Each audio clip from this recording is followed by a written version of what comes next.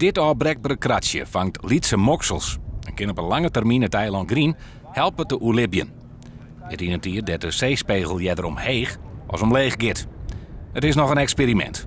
Maar gelukkig is het eiland vorig jaar met een grote ingreep voor eerst veilig voor de zee. Maar het houdt een keer op.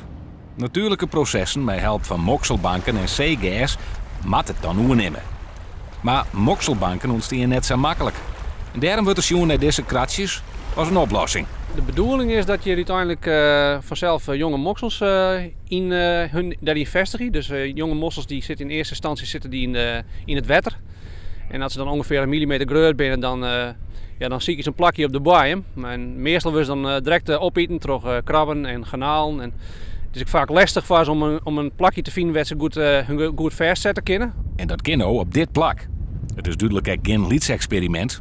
Er moet ook nog een soort uitzocht worden, want we weten eigenlijk nog net zo volle. Het is één groot mysterie van Grient. Nou ja, eigenlijk is de Waddenzee nog best wel een mysterie, hè? We hebben de Waddenzee natuurlijk in ons hart gesloten. Het is werelderfgoed. Maar we weten er nog best wel weinig vanaf. Zo is een proef met zeegas hier net slagen. Dit keer wordt er westzeegas planten. Dicht achter de mokselkratsjes. In de hoop dat het nou al slaagt. Die kratsjes die we hier zorgen, die volgen we vooral de eerste 4 tot 4 jaar nou.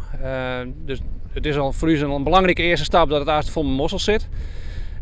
En dat we meer kennen wat het effect is van die mossels en die bank. Bijvoorbeeld op het zon en ook op het zeegas wat we er achter de uitzet in. En we hopen dus daar vooral van te leren nou in eerste instantie. En als het succesvol is, dan zul je dat dus uiteindelijk opschalen kunnen om daadwerkelijk echt iets te betekenen voor Grien.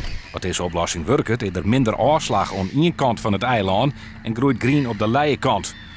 Dan kuiert het eiland. En daar is eigenaar natuurmonumenten op uit.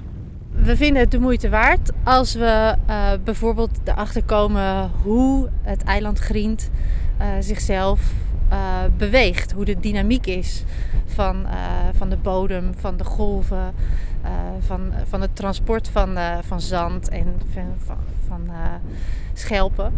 Maar ja, we willen eigenlijk het liefst dat Grient zichzelf weer aan het wandelen krijgt. Zeg maar. En dat is mijn ultieme doel.